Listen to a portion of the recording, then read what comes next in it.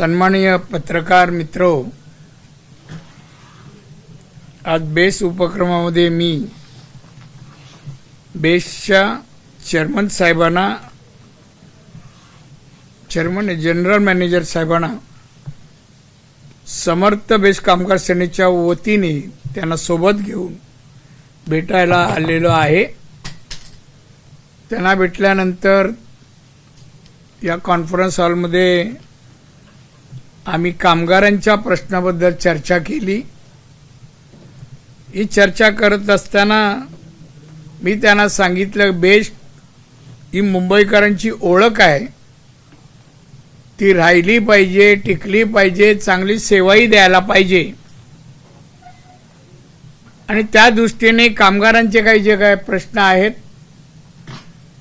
ते प्रश्न आपण सोडवावे आणि जे प्रश्न आहेत ते घेऊन मी आलेलो आहे। एक निवेदन तुम्हाला यापूर्वी दिलेले आहेत।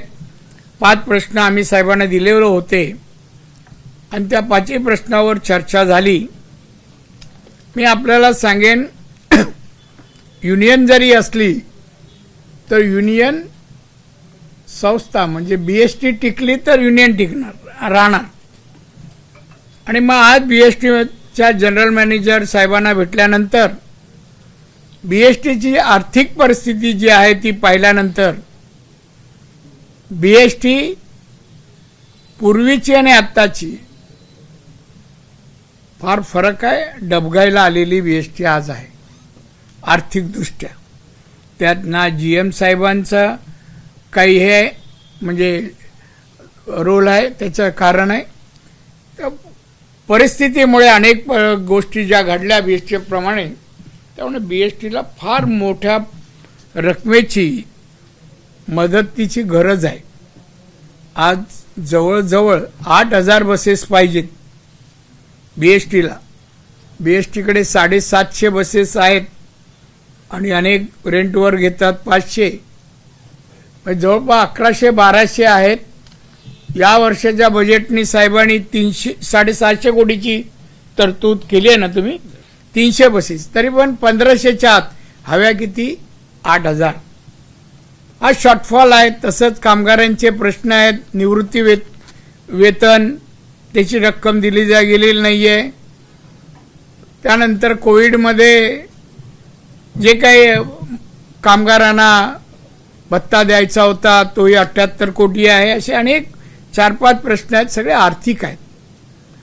मग मी जीएम साहेबांशी चर्चा करून मला कळलं की हा प्रश्न जीएम साहेबांच्या आवाक्याच्या बाहेर आहे ना। महानगरपालिका याच्यात गेली, महानगरपालिकेकडे ते स्वतः गेले आणि ए आणि सी बजेट एकत्र व्हावा अशी मागणी झाली, पण त्याच्यावर निर्णय झाला नाही, कुठलाही प्रश्न सुटलेला नाही आहे। मी साहेबांना विनंती केली आणि आमच्या युनियनच्या पुढाऱ्यांना, आपण हे सगळे प्रश्न घेऊन राज्य शासनाकडे जाऊया। राज्य सरकारने जर मदत केली तर बीएसटी राहणार आहे मुंबईत, अन्यथा कठीण आहे। मी बीएसटी 3 वर्ष चेअरमन होतो, मला बीएसटी माहिती आहे। राज्य सरकार, मी मुख्यमंत्री राहिलोय, मंत्री राहिलोय, त्यामुळे राज्य सरकारची कायदे, नियम आणि कन्व्हेन्शन म्हणजे प्रथा याही मला माहिती आहेत। त्यामुळे मी त्यांना विनंती केली साहेबांना की आपण ते मी म्हणजे युनियनच्या वतीने आणि खासदार म्हणून, लोकप्रतिनिधी म्हणून आम्ही म्युनिसिपल कमिशनर जे असतील ते आणि अर्थमंत्री आणि मुख्यमंत्रींची एक बैठक व्हावी आणि हे प्रश्न सगळे सुटावेत आणि बीएसटी अतिशय दर्जेदाररित्या मुंबईकरांना वाहतूक व्यवस्था द्यावी अशी परिस्थिती निर्माण होण्यासाठी राज्य सरकारने मदत करावी। म्हणून आम्ही येणाऱ्या 10 दिवसात, मुख्यमंत्र्यांनी वेळ लवकर दिला तरी चालेल, पण 10 दिवसाच्या आत यावर काहीतरी मार्ग राज्य सरकारने सुचवावा, मदत द्यावी, तरच बीएसटीचं हिताचं म्हणजे बीएसटी राहणार आहे, टिकणार आहे। अन्यथा बीएसटीची परिस्थिती चांगली नाही। 8000 कुठे आणि 750 कोटी बसेस यावरून आपण ओळखा। आणि त्यामुळे हे काय कुठलंही युनियनबाजी करण्यासाठी मी आलो नाही। बीएसटी आणि मुंबईची जनता BSTचा कामगार आणि मुंबईची जनता यांच्यामध्ये कोणीतरी सांगता हे समन्वय घडून आणणं, याच हेतूने मी आज आलो. समजून घेतलं BSTला, कामगारांची बाजू समजून घेतली आणि ती घेऊन मी आल्यानंतर माझ्या मताशी GM साहेब सहमत आहे की नाही हे तुम्ही विचारा. पण मला वाटतं हा एकमेव मार्ग आहे की राज्य सरकारने माननीय देवेंद्र फडणवीस आणि अजित पवारनी भरीव मदत एकदा करून नाही चालली.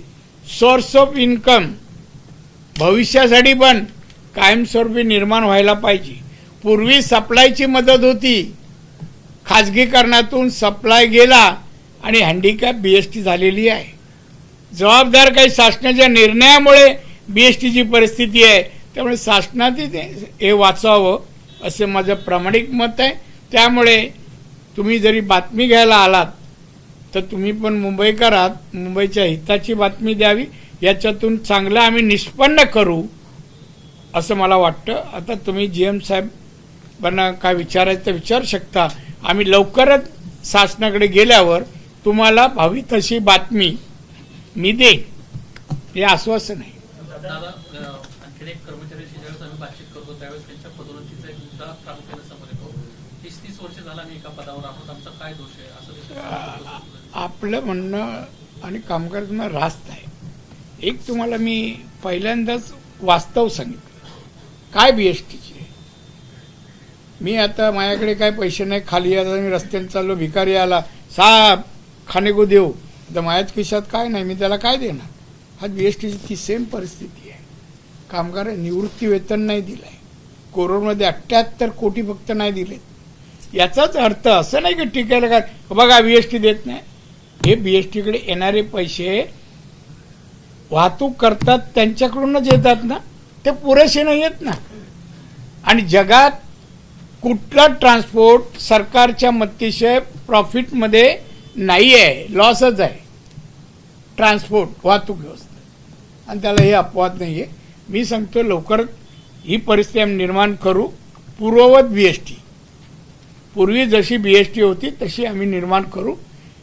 तुम्ही पत्रकारांनी ह्या सगळ्याला पोषक वातावरण जनमानसात सरकारमध्ये पण मत जाईल अशी अतिशय चांगल्या भाषेतली बातमी पोचवा सगळीकडे विनंती. साहेब, सर्वसामान्यांना एकच प्रश्न पडतो, मुंबईची गर्दी वाढते, BST मागणी आहे, आपण बघितलं BST पुढे असतात तरी आपण बघत नाही कमी आहे किंवा चालले असतात. अशा वेळेसही BST कावर लॉसमध्ये हा प्रश्न कोणालाही पडतो, फक्त एक्सटेंड करायला. एक थांबा, मी एक्सप्लेन तुमच्यावर आज GM आहे मी. साहेब मी आता पत्रकार मित्र, आता मी एवढं समजून सांगितलंय, आम्हाला कळतंय.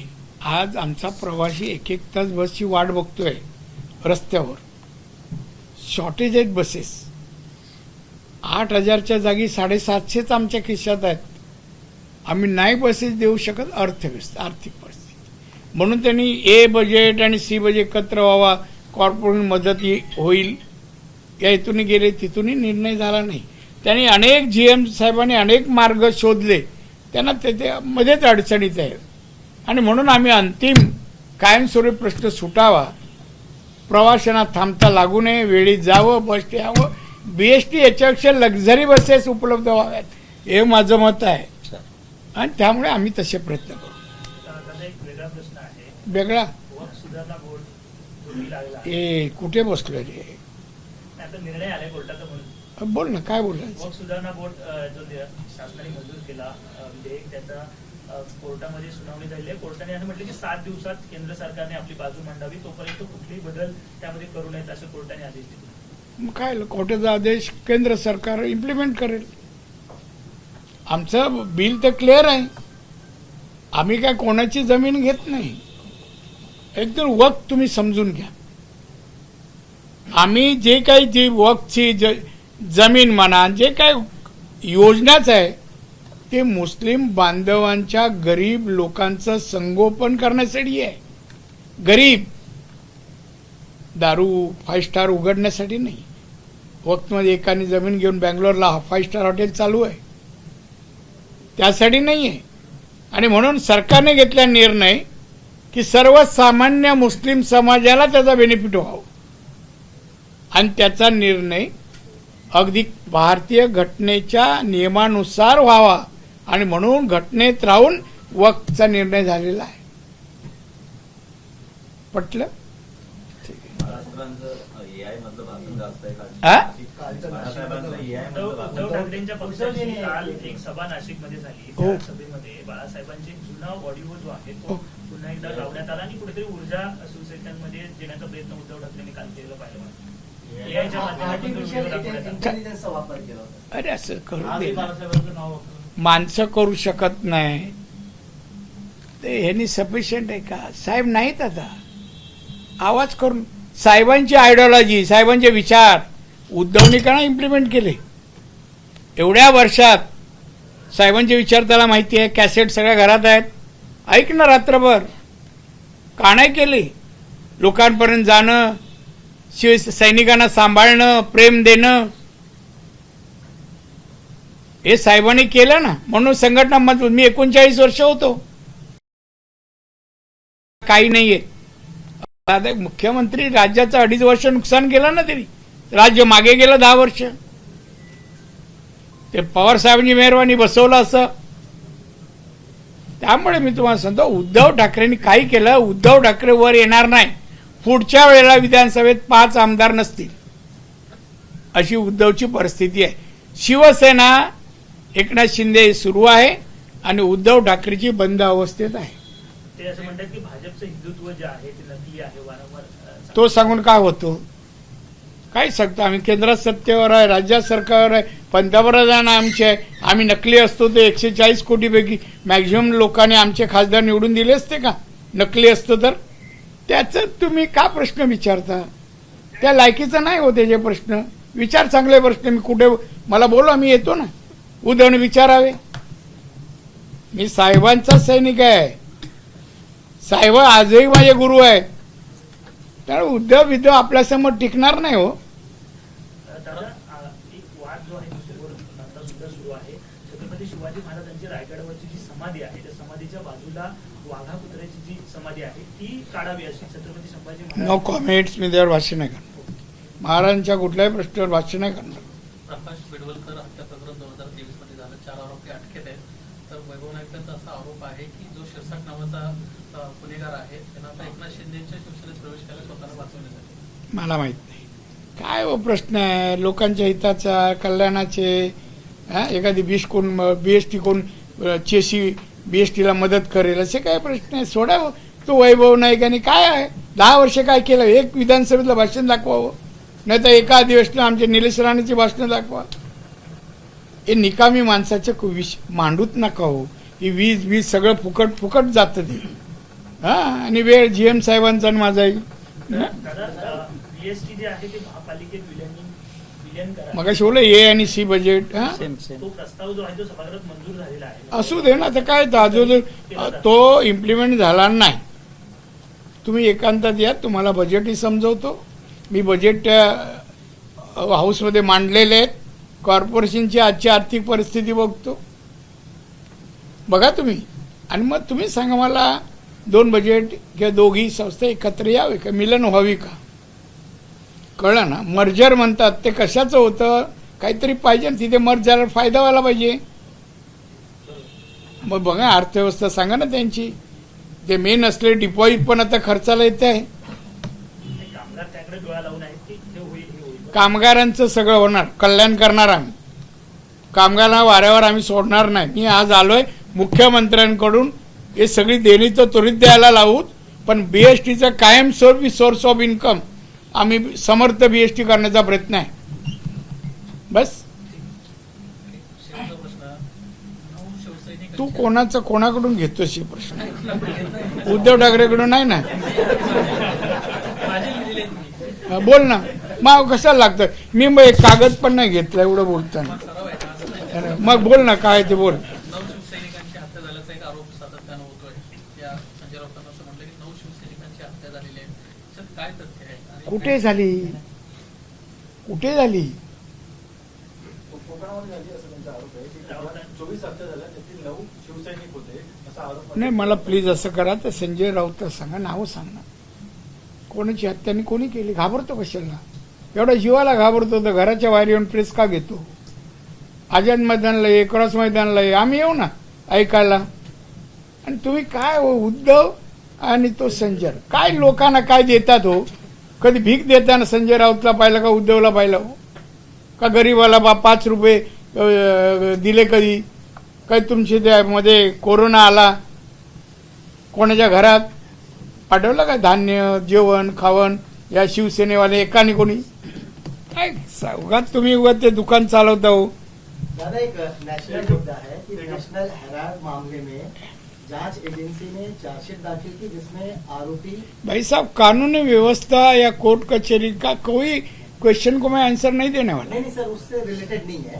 उन्होंने आरोपी बनाया है सोनिया गांधी और राहुल गांधी को, लेकिन मैं नहीं, कोर्ट का मामला है. नहीं सुनिए तो. नहीं, कुछ सुनने का नहीं मुझे मालूम है पूरा केस. मुझे केस पूरा मालूम है. कि कांग्रेस विरोध कर रही है, कोर्ट बारे में नहीं पूछ रहे. कांग्रेस के बड़े नेता विरोध कर रहे हैं, उन्होंने गलत जांच की, ये सवाल है. भाई साहब, सोनिया गांधी, राहुल गांधी कौन से पार्टी में? कांग्रेस. नेता कौन है? दोनों जन है. तो कांग्रेस क्या करेगी? उनको बचाने की कोशिश करेगी ना. तो आसान आंसर है वो भी. आप इतना ऐसा पूछ रहे हैं कि जब कुछ ऐसा होने वाला है देश में आने का है बाबा. कौन? दादा, आप मुझे जानना चाहिए कि आज आप यहाँ पे आए थे, आपने देखिए भाई साहब, एक देखो, अपन गलत कर रहे. एक मिनट नहीं, गलत कर रहे. हमारा खाली कामगार का प्रश्न और बीएसटी का था. ये क्वेश्चन आप लोग नहीं पूछना चाहिए. तो भी आप इतने अंदर आए, प्यार से क्वेश्चन पूछ रहे, मैं जवाब दिया. इनफ. हाँ, thank you very much. Thank you. चहा वगैरे मागू का? नको. दादा, एक प्रश्न. बेस्टचा विषय हिंदीमध्ये फक्त बोलला, मराठी झाला. सर, हिंदीमध्ये करून दाखवा. करून टाकू. म्हणजे आता हे आम्ही शब्द वापरला तर बोलले असते केस घ्या. आज आप यहाँ पे आए थे, क्या चर्चा हुई? कुछ मुद्दे आप साथ में लेके आए थे, इसके ऊपर देखिए, हमारी बीजेपी की समर्थ बेस कामगार सेना संगठना है, कामगारों की है. और बेस के बारे में, बेस के कामगार है, उनके कई समस्या है. पगार के बारे में है, बसेस के बारे में भी है, रिटायर लोग की भी पेंशन के बारे में काफी समस्या, 4-5 समस्या वो लेकर में माननीय हमारे जीएम साहब को मैं मिला. और उसी वक्त हमारी इसी हॉल में चर्चा हुई.